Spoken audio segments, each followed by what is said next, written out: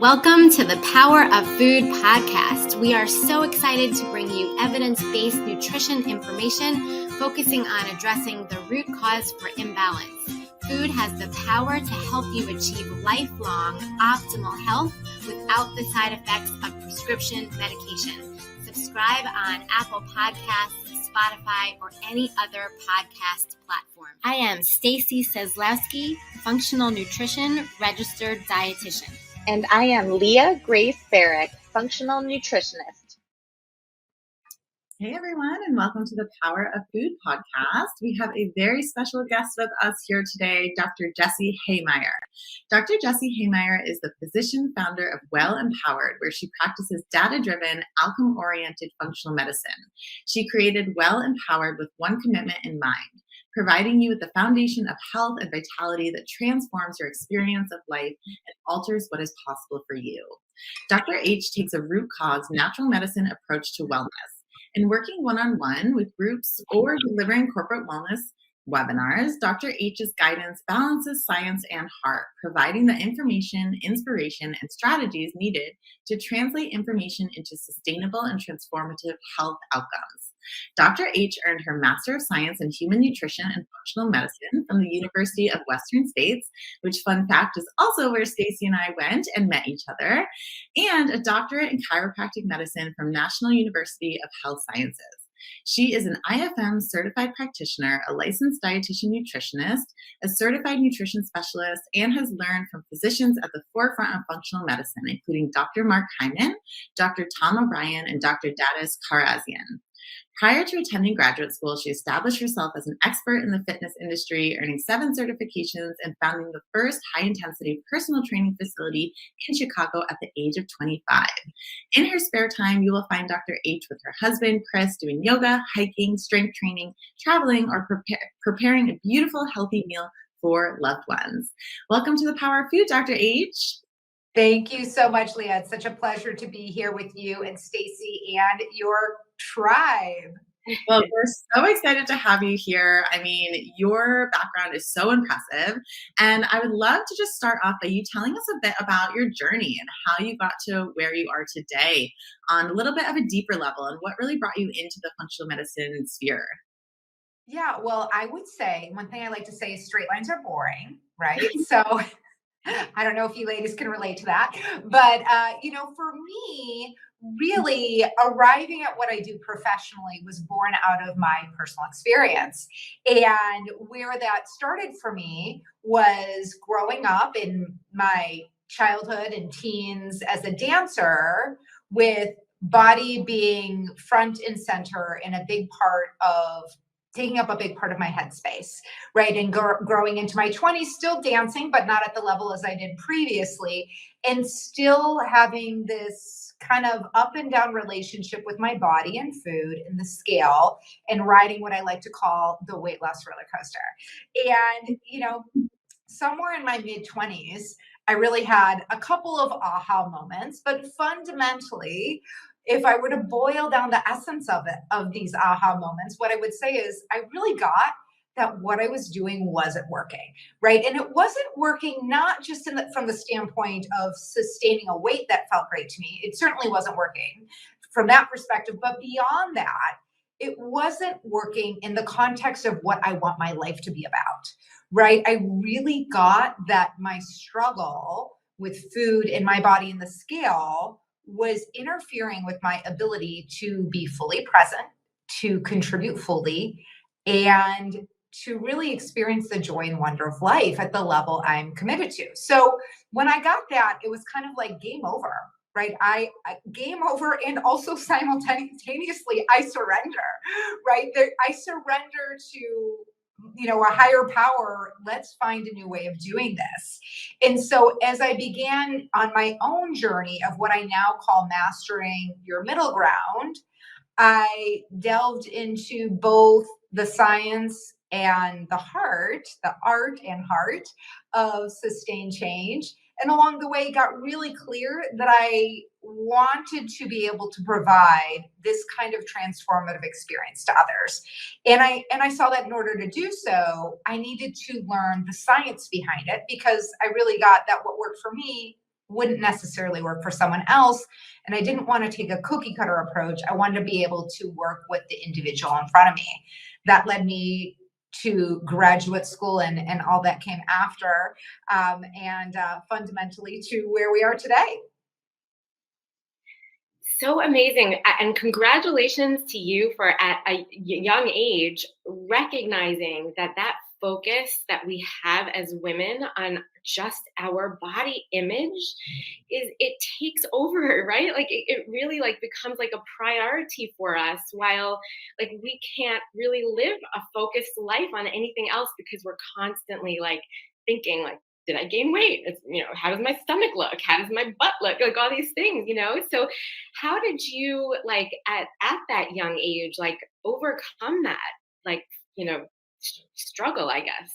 Yeah. Well, first of all, when I got what it was costing me and I kind of surrendered to finding a new way of doing what I was doing, working to support my health and my body, when I got what it was for, that it was really, triumphing in this area of my life would allow me to be of service, it really shifted the way I related to the actual things to do, right? And I also created at that time what I now call my vision of vitality. I didn't call it anything at the time, but what I got really clear on, I call it now my vision of vitality. But really, another way we could say it is my intention for my health in my life. What's my intention for my health in my life? And my intention is I'm empowered by the beauty and ability of my mind, body, and spirit. And through realizing my fullest potential, I'm able to empower others to realize their fullest potential. So that's my intention for my health in my life. And when I created it in my mid-20s, I really started to ask myself a question over and over again. And that question was, what most aligns with my intention? And I started on that journey, and that gave me access to making new choices in different moments in a way that I wasn't able to before, because it wasn't about self-aggression. It wasn't about being good or bad. It was simply an inquiry of what most aligns. It doesn't need to be perfect, but it's a better choice right now and will move me towards this North Star that I call my intention for my health and my life, or vision of vitality. So that was the, experiential journey. And then, there were the learning the science behind supporting satiety, and then noticing how it actually played out in my body and my life. And then also, one of the things that I see is really foundational to mastering this area of your life is cultivating an ability to be kind and honest. And so that means being kind with oneself, but also looking equally at where we are winning, we might say, or are really proud of ourselves is maybe a better way to say it. And also where we are falling short of our intended actions, right? And so being able to see that with kindness and kind of think about, okay, what might I do differently in the future? How can I learn from this? Rather than use it as I would have previously, which was, as an opportunity to beat myself up, right?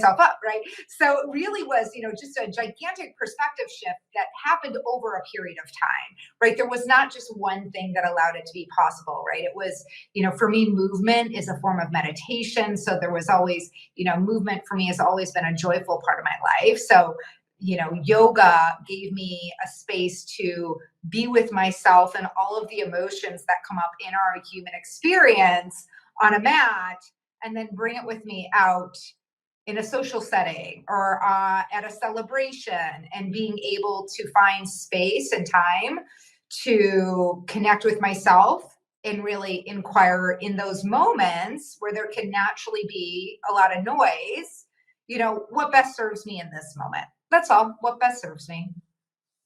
I love that so much. There's so much there. I love the movement. I'm similar where it's like I feel like so often we're so in our heads, right? We're so logical. That's what we value in the society, and we're thinking all these things. And so many people get so trapped in there that sometimes we really need those embodiment practices and that movement to really get outside of our minds and into our bodies and really feel. And a lot of that disconnection that we feel in our mind and our body is often like one of those root causes of all of the stuff that we're talking about as well. So the more that we can kind of connect those two, I think it really helps the healing journey. So it's awesome that you found that that works for you. And also when you were talking, I was just thinking about like this inner critic that we all have and how we just need to be kinder to ourselves, right? Like something I often think about is like, would you talk to, your best friend or your daughter or whoever like you talk to yourself? And so finding the grace within that and really trying to just be nicer to yourself and be like, you're doing great. Life is hard sometimes. Like you got this, like you don't need to beat yourself up. So I love that you seem to have really, cultivated that as well. And when you were talking about the vision of vitality, I really like that too. And that kind of reminds me, I often have my clients like really focus on their why. Like, what is the why behind you wanting to make lifestyle changes, you wanting to do X, Y, and Z, all of these. And then, when it gets hard, keep coming back to that and remembering your why, because I think it's so important to really get that perspective. Because again, like day to day, we kind of have our blinders on, we're going through the motions, and we forget to take a step back and look at that high level overview of like, what's the real reason I'm doing this? Like, what's the real reason I want to nourish myself? I want to eat breakfast. I want to do whatever it is that we're trying to do. And that can be really helpful. And something else that I found can be really helpful too is just like, it sounds very similar to the vision of vitality, but like just getting super clear with your values like in life and then making decisions and choices and doing things in your life that are in alignment with that. And then everything will kind of start to flow. Like you don't really have to think about it too much once you come back to that place. So I love all of that. That's really, really great and insightful. I would love for you to talk a little bit about empowered and sustained weight loss. So for people that do actually want to lose weight in a healthy way, I know you were saying at one point, there's a question that can kind of like transform what's possible for them. How do you guide people through this? What approach do you take to weight loss? Because like there are so many people out there, right, who do want to lose weight, and also a lot of people who recognize that, it can be a slippery slope in many ways. So how do you navigate those waters with people in your practice? Yeah, those are some great questions. And actually, Leah, you really started to tap into one of the key questions, right? The why. I'm a big believer that in any area of our life, whether it's around our health or around our relationships or our finances or our education, we don't quote unquote buy what we do, we buy why we do it. And what I mean by that is, if you think about your studies and the what behind it, late nights, maybe all-nighters, like whatever it was, like that it took to have the information you have now to be able to do what you do, right? The what, if we just wrote down on paper what you had to do without you knowing your why, you'd be like, no thanks. Okay, that sounds like not a lot of fun, right? So really, yeah, people getting very clear on their why, and the exercise I walk people through in this process is I actually, and for your listeners, I really invite you to do this exercise. And that might mean that in this moment you take a few notes and you come back to it later, but I really do invite you to do this exercise. And the exercise involves a little bit of time traveling. So you're going to time travel to a 5-year future. So 5 years from now, the story you're going to tell first is the story of you with your health as you intend and desire to occur, right? So you'll tell that story of how your body is, what it's like to be in your body, your experience of yourself, maybe even what's now possible for you in your life. Right. For many people who really struggle in this area of their lives, right, it's key, they experience where they are with their weight as a barrier to progressing professionally or progressing in the level of intimacy with their partner or with any partner. There are a lot of different layers to this area of, or intimacy with themselves, so there's so many different things someone might see about this intended future, but really telling the story of 5 years from now, first person present tense, what's life like for you with your health handled? So that's the first time traveling exercise, right? The second time traveling exercise is the 5-year future that would be a downward spiral from today. So admittedly, a less pleasant exercise, but also important, right? It's important for us to look at, okay, if nothing changed, what is a possible or maybe even likely 5-year future for me? And telling that story in first person present tense. And, this is really just a practice in confronting reality, right? It's, all of us make change given by, I like to think of it either as the carrot dangling or the stick on the back. And we all make change given by both those factors. So that's in essence where this exercise begins. And when I work with people one-on-one, we move from there to creating, taking that first 5-year future and teasing out the essence of it such that what they have is really, like a beautiful expression of their true intention, one that makes their heart go pitter patter because it's just simply put their truth. And, starting with that as the North Star gives people access to a different way of relating to choices. Like you were saying, Leah, in the moment, the extra drink, the extra drink, the extra drink versus you in a celebratory setting, maybe a no-win situation, right? Just one that the past has showed us, you don't win when it's you against the drink. But when it's the drink against your intended future, then people start to get creative about coming up with solutions that work for the totality of who they are, right? Work for the part of them who wants to join in the celebration and also work for the part of them who's deeply devoted to their health. Yeah, it's like, like thinking of that 5-year goal and then working backwards. Say, well, what would be even the first thing the last thing at the 4th year to do? What would be the thing I would do at the 3rd year and the 2nd year? And then you get to present and focusing on the moment for your 5-year goal. I love that because it's kind of a logical way that we can work on any of our goals, whether it be business related, health related, anything like that. So that's a really great, something that you can concrete, like write down and really have a plan for. And I think that's when we make the best decisions, when it's not an impulsive, when we're actually planning or in an organized way. So what are some of the first steps then in the first year that we can do if our goal is in 5 years to be our optimal health and a healthy weight that, most of us women feel good at? Yeah, well, the first step would be getting data, right? Understanding where you are physiologically as a starting point, right? Are you diabetic? Are you pre-diabetic?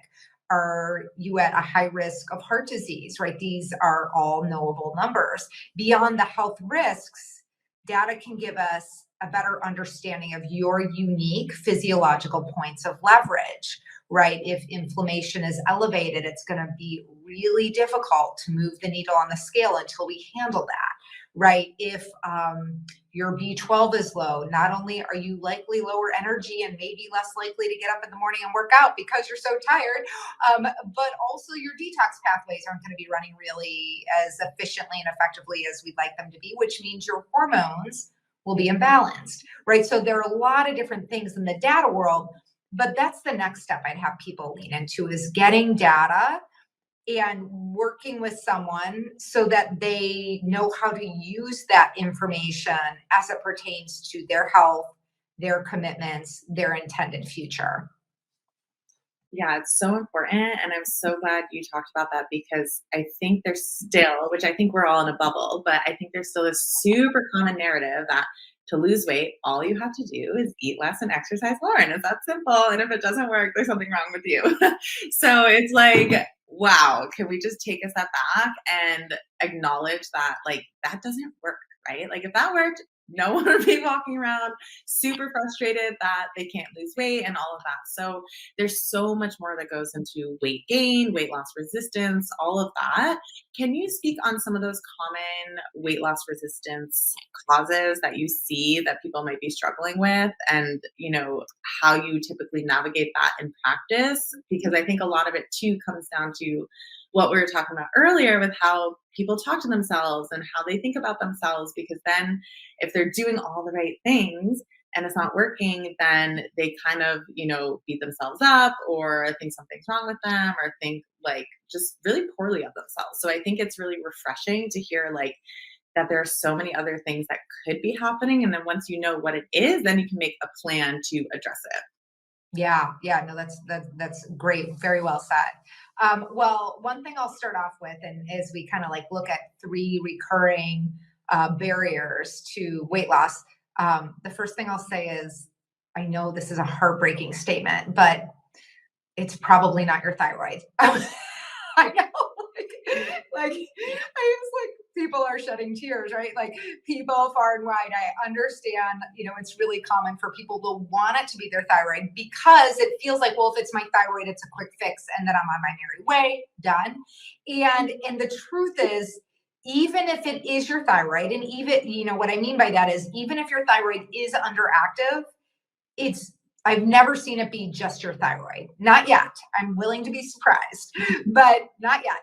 So yes, of course, you want to have your thyroid well evaluated, meaning not just one number, but a variety of assessments to determine if your thyroid is working well, you're converting your inactive to your active thyroid hormone, all the different things that functional medicine community people will be able to help you with. But so yes, you want your thyroid thoroughly assessed. And then beyond that, the 3 common physiological barriers, number 1 is decreased insulin sensitivity.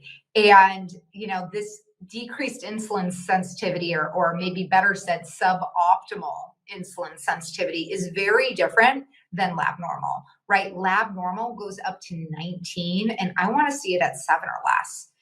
So there's a big difference between, your fasting insulin is normal and your fasting insulin is optimal. And that gap is going to play a huge role on your metabolism. It's going to play a huge role on whether you're storing fuel, AKA storing fat, or burning it. So number 1 is your optimizing your fasting insulin if it's not in an optimal range. Number 2 is elevated inflammation. And there are a lot of different ways we can test inflammation. 2 very common ones that I turn to are HSCRP and homocysteine. And that HSCRP, this is a high sensitivity C-reactive protein. It's looking at total body chronic inflammation. And we want to see it under 1.5. Under 1's even better, but under 1.5, it's really unlikely that this is in the way of your metabolism. But we don't know until we test it.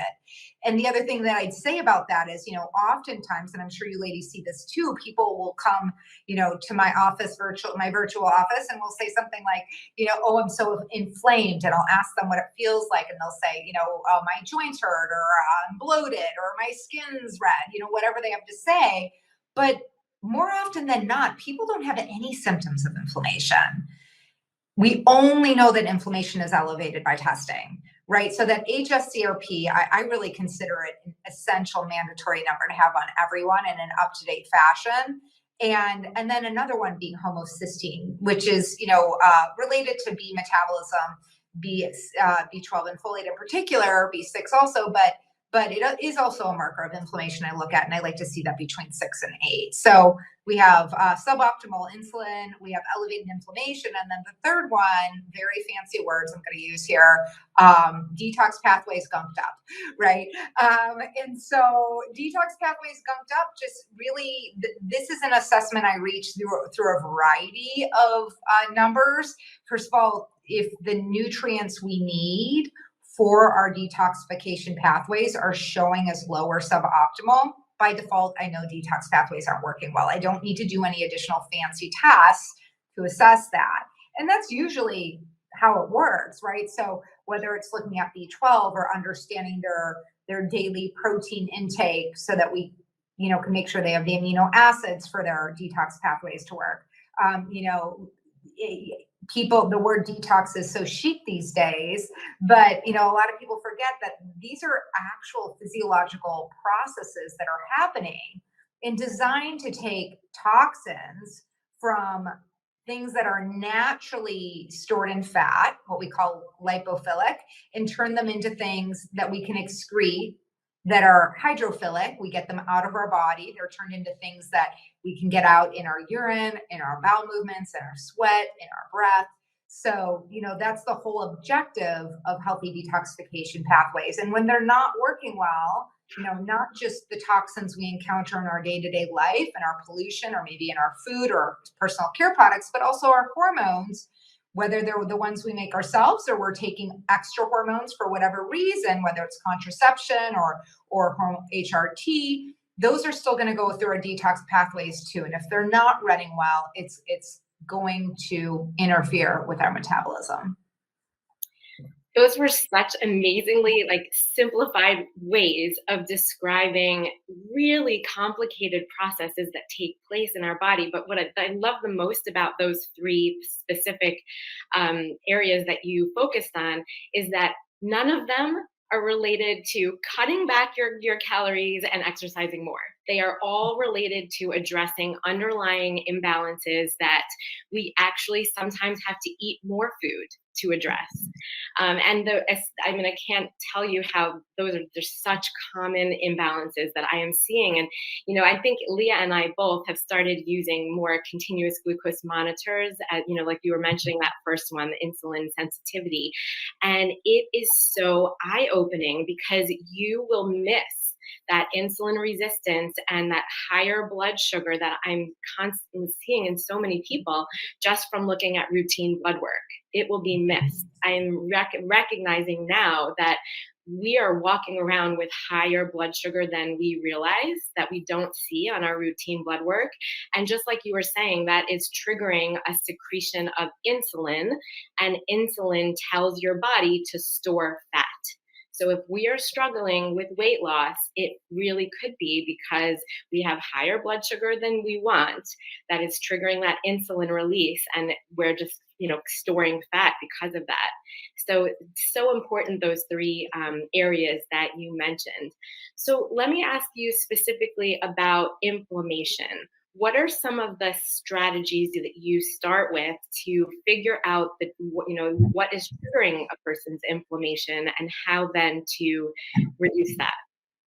Well, I would say a few things, Stacy. So first of all, the totality of the person's story, right? Their personal health story will help me direct my efforts, right? For example, if someone comes to me and tells me they're constipated, maybe they have 2 or 3 bowel movements a week, or maybe they have bowel movements daily, but they're difficult to pass, or they're little bunny pellets, right? They're constipated in some way, shape, or form, or they're bloated, or they have diarrhea all the time. All these different things, I'm going to be thinking about their microbiome as a source of inflammation, right? If I'll be thinking about the microbiome as the source of inflammation if for a lot of different reasons, right? Skin stuff or autoimmune stuff.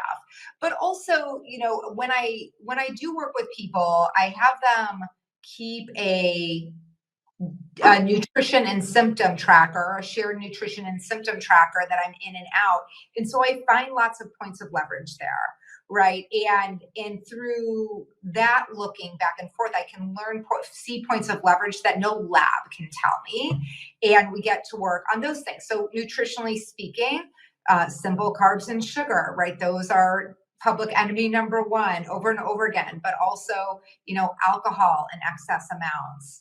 And, simply put, not sleeping enough. That's a recurring theme that we see in this day and age, is insufficient sleep, because that's when our body does do a physiological reset. It's when especially as it pertains to our insulin sensitivity. We get a lot of, when we're sleeping enough, the next day, our body will be nimble and responding to what we're bringing into it. In other words, our glucose won't rise as high, and therefore our insulin won't rise as high. So it really is an individualized approach, and then using supplements as indicated for the individual. Whether it's a very well absorbed curcumin, not all curcumin is created equally, as I know you two know. And using it in the right dose for the person, which may not always correspond to what it says on the bottle. Whether it's assessing their omega-3 fatty acids and seeing that as a point of leverage for, throwing water on the flame. Whether it's, for some people, it's using some of these pro-resolving mediators, these SPMs that can help break this vicious cycle of inflammation. So the approach taken is definitely unique to the individual, but certainly a common theme is on a nutritional front is looking for points of leverage to reduce pro-inflammatory foods and also bring in lots of anti-inflammatory foods in a way that works for the person, right? Not a Whole30 all or nothing approach. I, very rarely go whole hog on any hardcore nutritional approach unless someone comes to me and they are a walking heart attack and they are not going to take my recommendation to go get on statins. Then it's like, okay, then we're going all in, right? If that's the way we're going to do this, then fine, we're going all in. But outside of that, it really is, being specific, looking at the specific points of leverage for the person in front of me. Yeah, it's so important to get someone's history, as you mentioned, and look at what are they actually doing. There's so much that a food diary, food journal can tell us, and I always feel like a detective when I'm going through. So that's awesome that you use those, and I think can really tell you so much. And then the other piece that I'm so glad you mentioned is sleep, which is in my opinion, the number one thing, honestly, and I see a lot of people, especially really busy moms and that kind of thing, who are cutting on their sleep. So they're waking up at 5 a.m, waking up, doing cardio, all of these things, and then super frustrated that they're not losing weight. And they would probably get so much more out of just sleeping that extra hour, not doing the cardio, and focusing on some little tweaks in their diet. So I'm so glad you mentioned sleep, because I think that one is so overlooked and it's so important. So thank you for mentioning that. That's so well said, Leah. It's true. It's I understand that it's counterintuitive, but yeah, a lot of those women, it's actually we want you to exercise less and sleep more. That's part of your journey, right? Yeah. Every day, I think.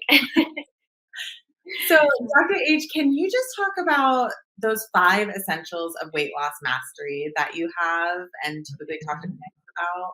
Mm-hmm. Well, one of them, a few of them we've kind of touched on here and there, but actually the first one that I really believe is essential is cultivating the ability to be kind and honest, right? We talked about that a little bit before, but to say a little more about it, for most people who struggle in this area of their life, they choose one or the other, right? They choose being kind, and so they don't look. They don't look at what they're doing. They don't look at the scale. Maybe even they don't go to the doctor, but I hope not, right?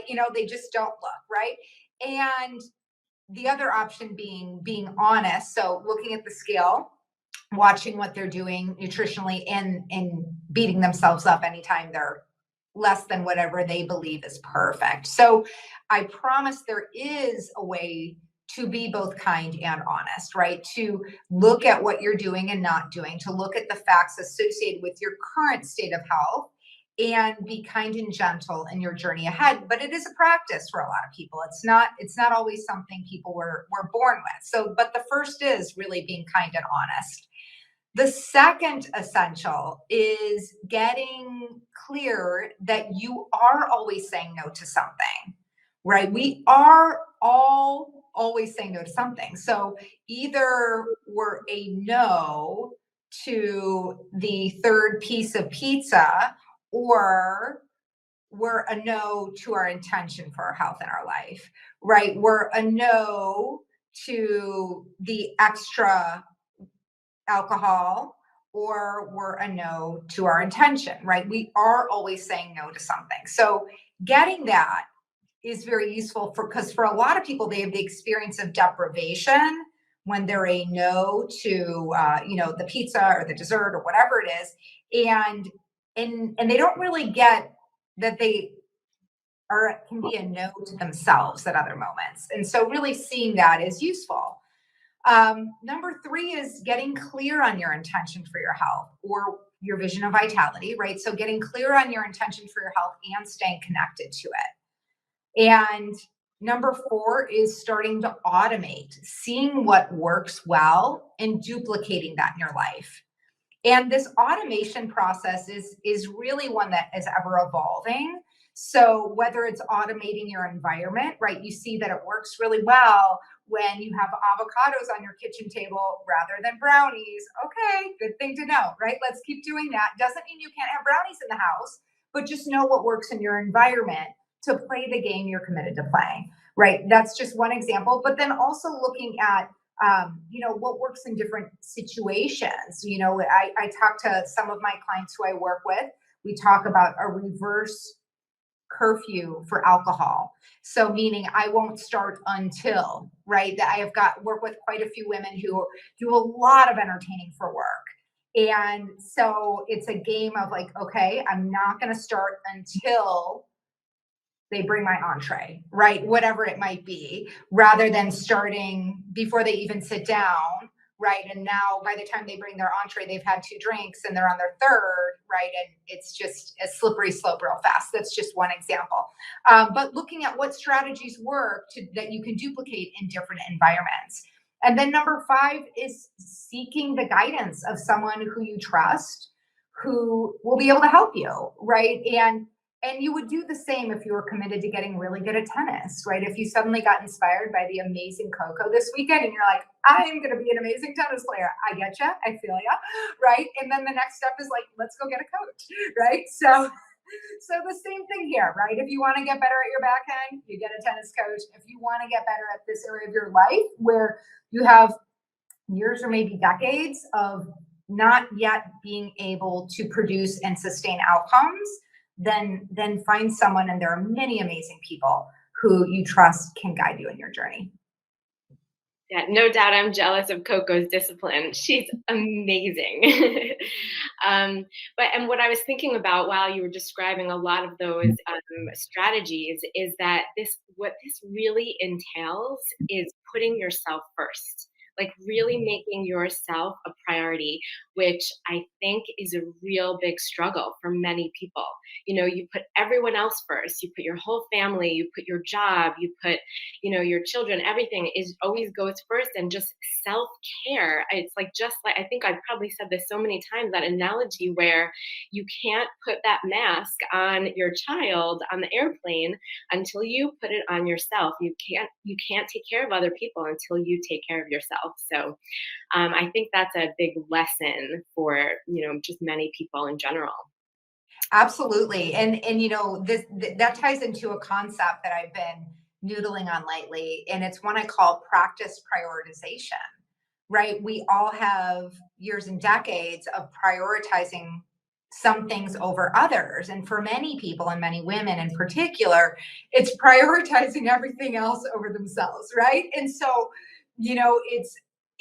it takes something, right? Out of the heat of the moment, people can get really behind themselves, and then to take it and bring it into action, it really takes something. It takes something to bring it to life, but I promise you can practice and you can get better and better at prioritizing the things that fuel you and allow you to show up as your best self. Just like you said, Stacy, put your own oxygen mask on first. Amazing. Well, this has been so incredible. So many takeaways for our audience. Thank you so much, Dr. H. We'd love to just end with 3 things that you would like to tell our audience that they can start implementing today to help them reach their health and wellness goals. Yes, absolutely. So the first thing I invite your audience to take with them throughout the rest of this week is a question. And that question is what is my best game right now? What is my best game right now? So taking that question from moment to moment, whether it's meal to meal or, bookend of your day, but bringing it with you really throughout your day is going to land you taking actions that are more aligned with your intentions than the broken all or nothing approach. Right. So what's my best game right now? That's the first thing. And, thinking about how this might be lived, this is an example from the other day. I really wanted to get 30 minutes of yoga in during the day. And work happened, life happened, things happened. But I did get 10 minutes in because I could get 10 minutes in. And so instead of saying I can't get 30, I'm done, I took my 10 minutes and I relished every moment of it. It was great, right? So that's an example of how you might play the game, play what's my best game right now, right? So that's number one. Number two is I actually invite you to begin a practice of bookending your day. So bookending your day, starting your day, reminding yourself what your intention is for your health and your life, starting there from your home base. And then at the end of your day, I invite you to count your wins. So actually acknowledge yourself for new actions you've taken, and they do not need to be perfect. They can be better games, right? I got my pizza with vegetables instead of sausage. Amazing. If that's a better game, I'm going to clap all day long, right? And, number three is really being gentle with yourself in the journey, right? Being gentle and consistent with yourself. So again, harnessing that ability to come right back when you do fall off the monkey bars of change, because you will, because you're human, right? It really, can it be a game of how quickly can I get back on, right? And actually circle right back to that first question, what's my best game right now? I just had a call with a woman who is just been such a pleasure to work with. She's really devoted to her health and has made tremendous changes. And she was sharing how on Saturday, she had more alcohol than she intended to, right? And the thing about it is that now she's able to get right back on track. So on Sunday, she cared for her body in a way that is aligned with her intentions. And that wouldn't have happened before, right? So right there is one of her wins, right? So, being gracious with yourself when you fall off the monkey bars, going right back to what is my best game right now. Amazing suggestions. And these are just, strategies or steps that we can take that could truly change our whole behavior and perspective. And it just takes putting yourself, first, giving yourself 5 minutes each morning and each night to change your perspective and move forward in a more positive direction. Thank you so much. This was so informative and so valuable to our listeners. Can you please tell our audience where they can find you? Absolutely. So you can find me at wellempowered.com, and please feel free to schedule a complimentary 30-minute Zoom consultation. We can look at partnering. I'm happy to answer your questions. We can talk about what it looks like to work one-on-one or in one of my upcoming collectives. And then also you'll find all kinds of free resources, lots of free mini Monday webinars and more extended webinars on there. And then on my Instagram at wellempowered is also a great place to connect as well. Thank you, Dr. Jessie. See you later, everybody. Thanks so much for listening. If you found this episode helpful, we'd love if you left a rating and review and shared it with someone else who would find it helpful. You can find more information about Leah at gracefunctionalnutrition.com and get in touch with her through email at leah@gracefunctionalnutrition.com or on Instagram at gracefunctionalnutrition. To find more information about Stacy, you can find her at healfromfood.com, email her at stacy@healfromfood, or on social media at healfromfood. See you next time.